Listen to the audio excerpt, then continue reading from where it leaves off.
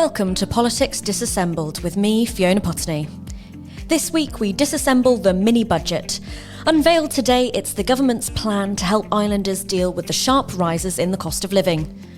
We're all feeling the pinch, aren't we? In March, Jersey recorded the highest jump in prices since the 2008 financial crash. In June, we smashed another record, the largest 12-month increase in the cost of living since September 1991. Largely driven by housing, motoring and energy prices shot up by 7.9%. So it's really no wonder that sorting out the cost of living crisis with the help of a mini-budget was priority number one on our new Chief Minister, Christina Moore's 100-day plan. And for more detail on that, you can listen back to the previous Disassembled pod. Today we've learnt about the detail of that mini-budget. It's a package worth $56.5 million, which the government claims will put nearly $15 million back into islanders' pockets this year and nearly $43 million in 2023. So what's in it? It's a three-pronged attack on the price crisis, with the key levers being tax, benefits, and the power of persuasion. In tax, the plan is to increase income tax thresholds above inflation by 12%, starting in January. The government also wants to increase allowances and the childcare tax relief cap by 12%. But what does that really mean for people? Well, part of the plan is to push for a minimum wage increase to £10 from October. With the tax changes, a single person earning that, which is around £20,800 annually, will have an extra £520 in 2023, so £10 per week. A single parent with one child on that minimum wage will be below the tax threshold, while a married couple with two kids would have their tax bill reduced to zero and have an extra £619 in their piggy bank in 2023. Online shopping is also going to be cheaper for longer, according to government.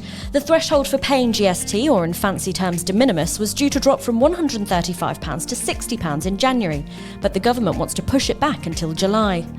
Perhaps taking some inspiration from the pandemic, social security contributions for employees and the self-employed will go down 2% between October and December this year. Moving on to benefits, the government wants to increase the amount given out per person per month as part of the cost of living temporary scheme introduced by the last government. It was £20 and they want it to go up to £40. They're also planning to double the community costs bonus, which is an annual payment for households that are just above the income support level to assist with the cost of GST on food.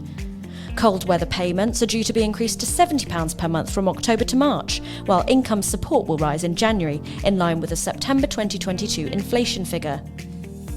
In addition to these measures, ministers will also be developing a scheme to provide free period products to those who need them, and flexing their powers of persuasion. Firstly, they'll be turning to the Employment Forum, the independent group who makes recommendations about the minimum wage, and suggesting that they put it up to £10 in October and £10.80 in January. They'll also be telling islanders to make the most of the community costs bonus if they're eligible. And last but definitely not least, they'll be strongly urging private sector landlords and estate agents not to put up rents, so not using any measures, just telling them to do so. We'll see how that goes.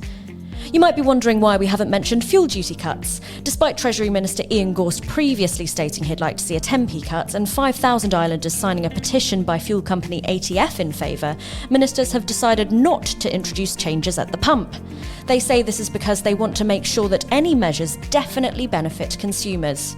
The argument from the man with his hand on the purse strings is that, more recently, there have been declines in the underlying crude price, but unusually there have been reports of retailers increasing prices. The other argument being made by government is that, in line with economists' recommendations, it's better to put forward measures that directly put money back into islanders' pockets and allow them to decide what to do with it, rather than playing with prices. So the mini-budget has been proposed. What next? Well, it won't be until next month that the package is debated and voted on by states members. In the meantime, there'll be plenty of time for scrutineers and backbenchers to critique and tweak it. You'll be able to follow all those updates on bailiwickexpress.com. That's all from Politics Disassembled this week. If you've enjoyed this podcast, please do share and subscribe, and why not listen back to some of the old ones? There'll be more next week from me, Fiona Potney, and the Bailiwick Express team.